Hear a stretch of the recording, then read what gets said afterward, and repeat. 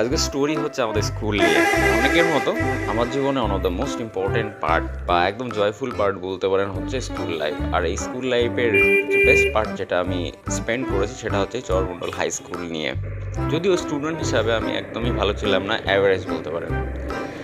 মানে আমার একদম মনে আছে 2004 যখন আমি স্কুলে ফার্স্ট ক্লাস 5 অ্যাডমিশন নিই।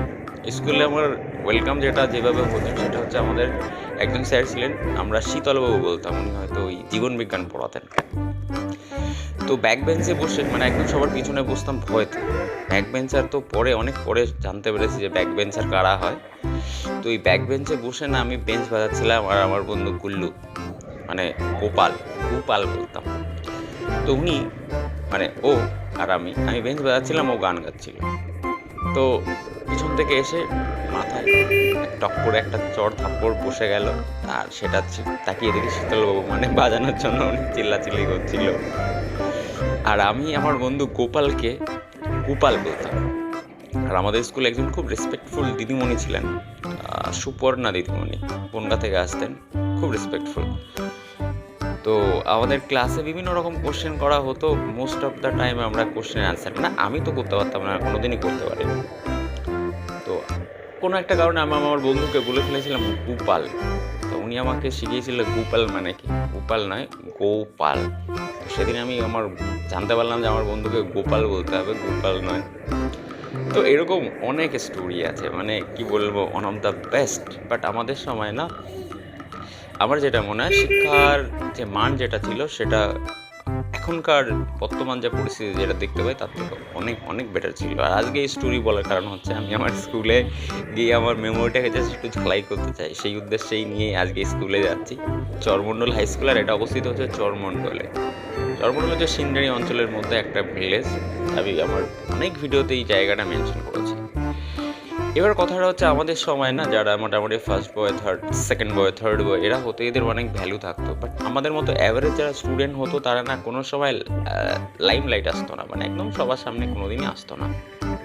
বলতে চলে এসেছি স্কুলের গ্রাউন্ডটা এখন আগে থেকে অনেক ডেভেলপ হয়েছে। আমরা এই স্কুলের একদম কি বলবো, এই বাঁশের বেড়া থেকে শুরু করে এই যে বিল্ডিংগুলো দেখতে পাচ্ছেন আপনারা, মোটামুটি এই বিল্ডিংগুলো আমাদের সময় জাস্ট কনস্ট্রাকশন হয়েছে। আমরা এই কনস্ট্রাকশন ফেজ যেটা ছিল সেই সময় আমাদের আমি ওই ক্লাস 5 থেকে নিয়ে ক্লাস 10 পর্যন্ত আমাদের সময় পুরো ইয়েটা তৈরি হয়েছে, বাট কমপ্লিটলি হয়নি। জানলা দরজা কিছুই ছিল না, জাস্ট বিল্ডিংটা তৈরি হচ্ছিল তখন। এখন কমপ্লিটলি চেঞ্জ হয়ে গেছে, অনেক বিউটিফিকেশন করা হচ্ছে স্কুলের।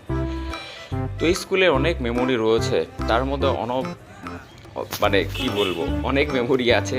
কোনটা বলবো, সবগুলোই খুব ইম্পর্টেন্ট আমার লাইফে।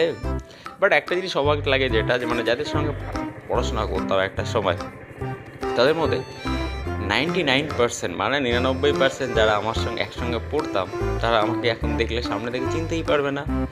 আমিও এরকম হয়তো অনেককে দেখলে চিনতে পারবো না। হাতে গোনা কয়েকজন আছে যাদেরকে দেখলে আমি চিনবো বা ওরা হয়তো আমাকে চিনবে। এটা অনেকটা স্ট্রেঞ্জ লাগে। আর বুঝতে পারছি এখন কাজের সূত্রে ফ্যামিলির জন্য আর অনেক কারণে হয়তো বিভিন্ন রকম পেশার জন্য তারা যে যার জায়গায় আছে। এখন আর তো দেখা তো দূরের কথা, এখন লাইফ খুব বিজি হয়ে পড়েছে। এনিওয়ে, তো আজকে হঠাৎ করে মনে হলো যে আমাদের স্কুলের স্টোরিটা তুলে ধরা ভীষণ প্রয়োজন আছে। বাট এই স্কুলের একটা ঐতিহ্য ছিল বরাবরই আমাদের সময়, কিন্তু এখন জানি না সেটা কতটা আছে, বিকজ এখন আর সেইভাবে এলাকাতেই থাকা হয় না। তো স্কুলের খবর তো রাখা দূরের কথা। বাট এই স্কুলটা আমাদের কি বলবো, শৈশবের একটা ভীষণ বড় পার্ট। আর এই স্কুলের কৃতিত্ব কি বলবো, এটা তো ভোলার মতো নয়। আর আমাদের সময় যে শিক্ষিকাগণ, রেসপেক্টফুলি বলতে হবে, যারা ছিলেন ওনারা সত্যি ওনাদের প্রত্যেকের নাম শুনলে ভয় লাগতো। আর ভয়টা কি রেসপেক্টের জায়গা থেকে কিন্তু ভয়টা আসতো, যেটা এখনও বিদ্যমান আছে। So with this I am ending the story of my school. আশা করি আপনাদের ভালো লাগলে পরে নেক্সট আরও অনেক ভিডিও আসবে, দেখবেন।